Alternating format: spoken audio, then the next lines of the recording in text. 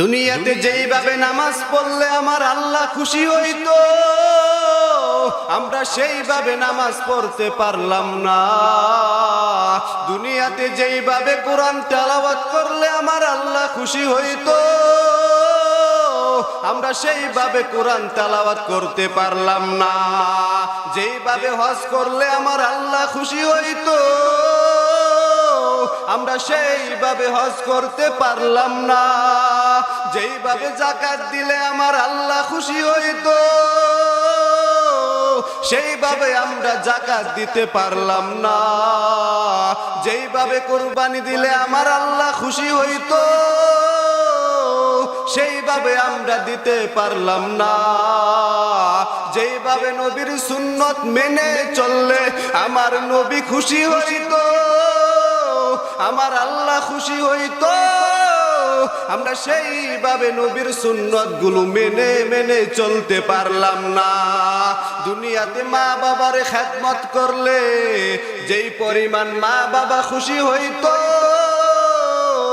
আমরা সেই পরিমাণ মা বাবার খেদমত করতে পারলাম না। দুনিয়াতে আসার পরে শুধু গুনাহ করে করে করে আমরা জিন্দেগিটা পার করিয়া দিলাম। দুনিয়াতে আসার পরে গুনাহ করে করে আমরা পাহাড় পরিমাণ করিয়া ফেলাইলাম। এখন ভয় লাগে গুনাহের কারণে আমার আল্লাহ যদি জাহান্নামের আগুনের ভিতরে ফালায়া দেয়। দুনিয়াতে আল্লাহ যে উদ্দেশ্যে পাঠাইলেন আমাকে, সেই উদ্দেশ্য তো আমি পূরণ করতে পারলাম না। দুনিয়াতে আসার পর আমার হাতের দ্বারা গুনাহ, আমার চোখের দ্বারা গুনাহ, আমার পায়ের দ্বারা গুনাহ।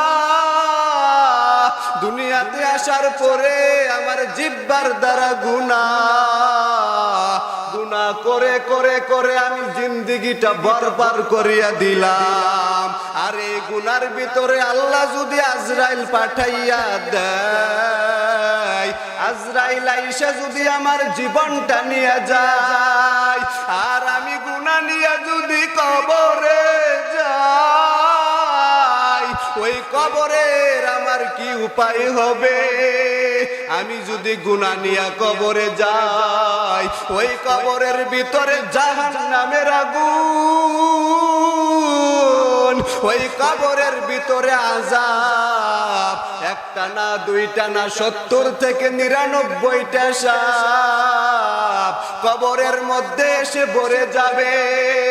সাহাবায়ে কেরামরা এই কবরের চিন্তায়, হাসরের ময়দানের চিন্তায়, জাহান্নামের চিন্তায় মরণ পর্যন্ত শুধু কান্না করে করে জিন্দেগিটা পার করিয়া দিলেন। হযরতে আবু বকরের চোখের পানি একমাত্র কবরে আমি কেমনে থাকবো। হযরতে ওমর ঈদের দিন সবাই আনন্দ করে, খলিফাতুল মুসলিমিন হযরতে ওমর দরজাটা বন্ধ করিয়া ঘরের মধ্যে বসিয়া কান্না করে।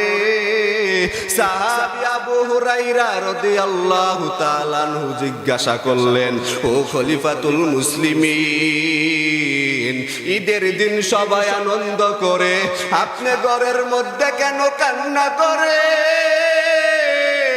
হযরতে ওমর চোখের পানি ফালাইয়া কান্না করিয়া বলে, ভাই আমি কান্না করি কারণ ওই কবরে তো কেউ নাই আমার আল্লাহ এবং আমার নবী ছাড়া। দুনিয়ার কেউ আমার সাথে কবরে যাবে না। ওই কবরের মধ্যে আমি কেমনে একা থাকবো আমার ভাই? হযরতে উসমানের কান্নার আওয়াজ, আর বলে আমি কবরের মধ্যে কেমনে থাকবো? যেই নবীর কোনো গুনাহ নাই, ওই নবী পর্যন্ত কান্না করলেন কবরের চিন্তায়। আর আমরা দুনিয়াতে আসার পরে গুনাহ করে করে সময় পর্যন্ত আমরা কাটায় দিলাম। এরে নবীর উম্মতের দল, ও যুবক ভালো করে করে শুনে নাও, দুটা হাত পেয়েছো শুকরিয়া আদায় করো, দুইটা পা পেয়েছো শুকরিয়া আদায় করো, দুইটা চক্ষু পেয়েছো শুকরিয়া আদায় করো। কারণ কত আল্লাহর বান্দার হাত নাই, কত আল্লাহর বান্দার পাও নাই, কত আল্লাহর বান্দার চক্ষু নাই। ঢাকা শহরে তাকাইয়া দেখো, বিভিন্ন জায়গায় গার্মেন্টস ফ্যাক্টরির সামনে গেটের মধ্যে বসিয়া ভিক্ষা করে আর বলে আমার হাত নাই, আমি দুনিয়ার কাজ করিয়া খাইতে পারি না, আমার ভিক্ষা দেন।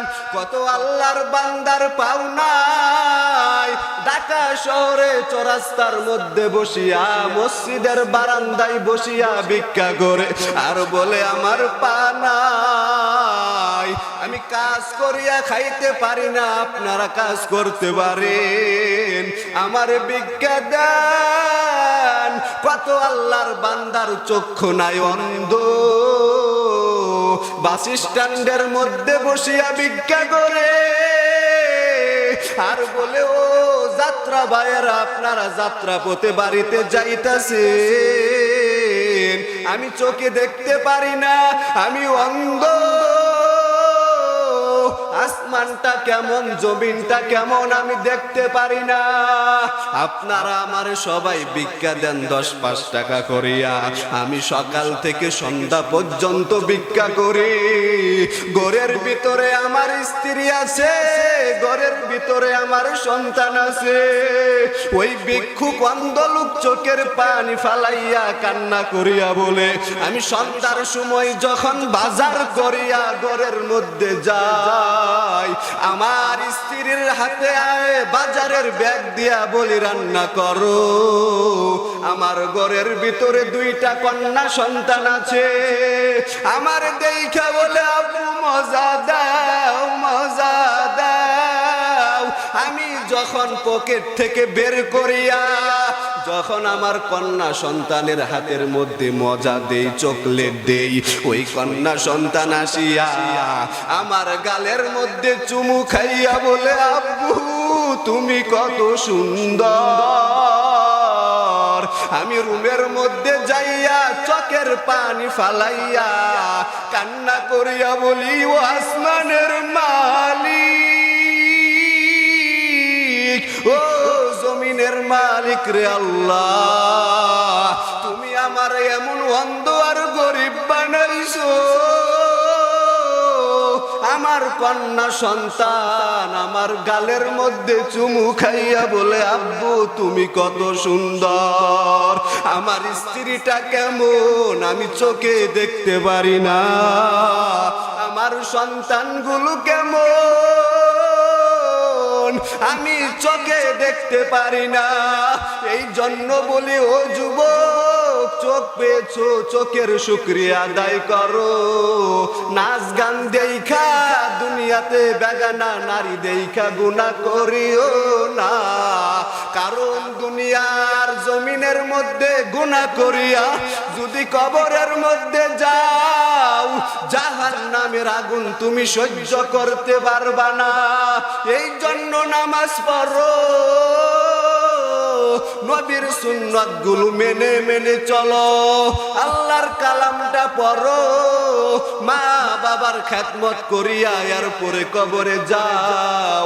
এরে বান্দা ভালো করে শুনে নাও, এই পর্যন্ত যতগুলা মাহফিলের মধ্যে গেলাম, মাহফিলের কমিটিওয়ালারা বলে হুজুর মা বাবার সম্পর্কে একটু বয়ান করবেন, কারণ সন্তান মা বাবার কথা শুনতে চাই না, মা বাবার সাথে বেয়াদবি করে। এখানেও বলতে চাই রে সন্তান ভালো করে শুনো, নবীর একজন সাহাবী ছিলেন হযরতে আলকামা রাদিয়াল্লাহু তাআলা আনহু, মৃত্যুর শয্যায় সজ্জিত বিছানার মধ্যে পড়ে আছে, কিন্তু মুখ দিয়া জবান দিয়ে কালেমা বের হয় না। আলকামার স্ত্রী নবীর দরবারে চলে আসলেন।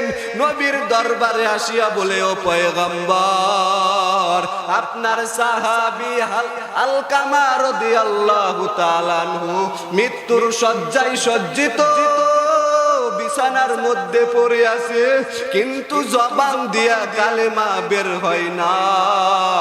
আপনি কিছু একটা করে আল্লাহর নবী 4 জন সাহাবী পাঠাইয়া দিলেন আর বললেন, যাও আলকামার বাড়ির মধ্যে চলে যাও, কোরআন তেলাওয়াত করো, বেশি বেশি দরুদ পড়ো, কালেমার তালকি দাও। 4 জন সাহাবী আলকামার বাড়ির মধ্যে চলে গেলেন। আলকামার পার্শ্বে বসিয়া কালেমা পড়ে, দরুদ পড়ে, কোরআন তেলাওয়াত করে, কিন্তু আলকামার জবান দিয়া কালেমা বের হয় না। হযরতে বেলাল নবীর দরবারে চলে আসলেন, আসিয়া বলে, ও পয়গম্বর, আলকামার জবান দিয়া কালেমা বের হয় না। আমরা কত চেষ্টা করলাম, কিন্তু কালেমা বের হয় না। আমার মায়ার নবী ডাক দিয়া কয়, ও বেলাল, একটু খবর নিয়ে দেখো আলকামার মা অথবা বাবা দুনিয়ার জমিনে এখনো জীবিত আছে নাকি। হযরতে বেলাল আলকামার বাড়িতে চলে গেলেন, খোঁজ খবর নিয়ে দেখলেন আলকামার বাবা দুনিয়াতে আর নাই, কিন্তু আলকামার মা এখনো দুনিয়ার জমিনের মধ্যে বেঁচে আছে, কিন্তু বুড়া হয়ে গেছে, বৃদ্ধা হয়ে গেছে। আল্লাহর নবী ডাক দিয়া কয়, ও বেলাল, আলকামার মাকে বলো আমার দরবারে আসতে, আর যদি না আসে আমি নবী নিজেই যাব আলকামার বাড়িতে আলকামার মায়ের সাথে দেখা করতে। আল্লাহর নবীর সাহাবী হযরতে বেলাল আলকামার মাকে ডাক দিয়া বলে, ও মা, আল্লাহর নবী আপনাকে যেতে বলেছেন তার দরবারে, আর যদি আপনি না যান আল্লাহর নবী নিজে আপনার বাড়িতে চলে আসবে।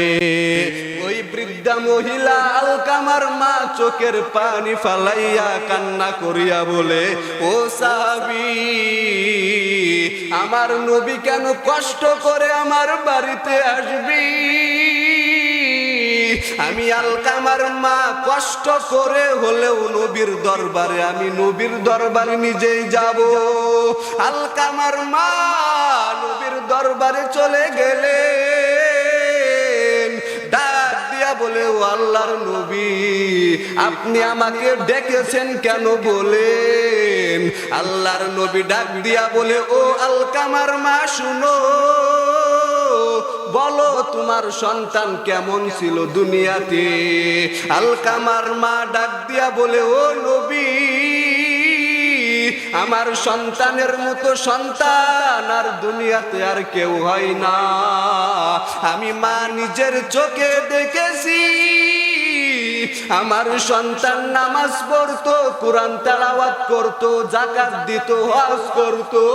আমার সন্তান এত সুন্দর, আমার সন্তানের মতো ভালো সন্তান আর কেউ নাই।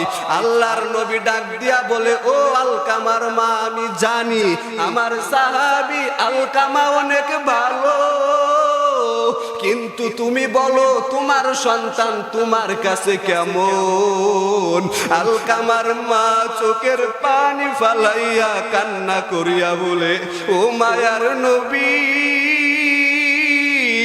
আমার সন্তান একদিন তার স্ত্রীর কথা শুনিয়া আমারে ধাক্কা মারিয়া মাটির মধ্যে ফালাইয়া দিয়েছে। ওই কষ্টের কথা আমি বলতে পারি না, আমার যতবার মনে হয় আমি চোখের পানি ফালাইয়া কান্না করি। আল্লাহর নবী ডাক দিয়া কয়, ও সাহাবীর দল, নাকরির ব্যবস্থা করো, আগুনের ব্যবস্থা করো। আলকামার হাতে পায়ে রশি লাগাইয়া আগুনের মধ্যে ফালাইয়া দাও। মা চোখের পানি ফালাইয়া কান্না করিয়া বলে, ও মায়ার নবী কেন? আমার নবী ডাক দিয়া বলে, ও আলকামার মা, আলকামা যেদিন দুনিয়ার জমিন থেকে বিদায় হইয়া চলে যাবে, মরণের পরেই তো আমার আল্লাহ কবরের ভিতরে জাহান্নামের আগুনের মধ্যে জ্বলাইয়া দিবি। এই জন্য মরণের আগে তোমার সন্তান তোমার চোখের সামনেই আগুনের মধ্যে জ্বলাইয়া দিব। আলকামার মা চোখের পানি ফালাইয়া কান্না করিয়া বলে, ও মায়ার নবী, দুনিয়াতে কোনো মা পারবে না তার সন্তান যত বড় অপরাধী করুন না কেন, দুনিয়াতে কোনো সন্তান পারবে না, কোনো মা পারবে না। মায়ের সামনে সন্তান বিপদের মধ্যে পড়বে কিন্তু মা বসে থাকবে। আমি আলকামার মা বললাম, আমি আলকামারে আমি জীবনের সব কিছু কষ্টগুলো আমি মাফ করিয়া দিলাম, আমার মনের মধ্যে আর দুঃখ নাই। আল্লাহর নবী ডাক দিয়া বলে, ও বেলাল, আলকামার কাছে চলে যাও। হযরতে বেলাল আলকামার কাছে চলে গেলেন, আর তাকাইয়া দেখে জিহ্বা নাড়াইয়া ঠোঁট নাড়াইয়া কালেমা পরে পরে জাগায় ইন্তেকাল করিয়া ফালাইলেন। এই জন্য মা বাবার সাথে বেয়াদবি করা যাবে না, মা বাবার দোয়া নিয়ে চলো। ওই মা বাবা জীবনভর তোমার জন্য কত কষ্ট করলো, নিজে না খাইয়া তোমারে খাওয়াইলো, নতুন নতুন কাপড় নিজে না পরিয়া তোমারে পরাইলেন। ওই মা বাবার সাথে যদি বেয়াদবি করো বান্দা, তুমি দুনিয়াও পাইবা না, আমার আল্লাহকে আখিরাতে পাইবা না।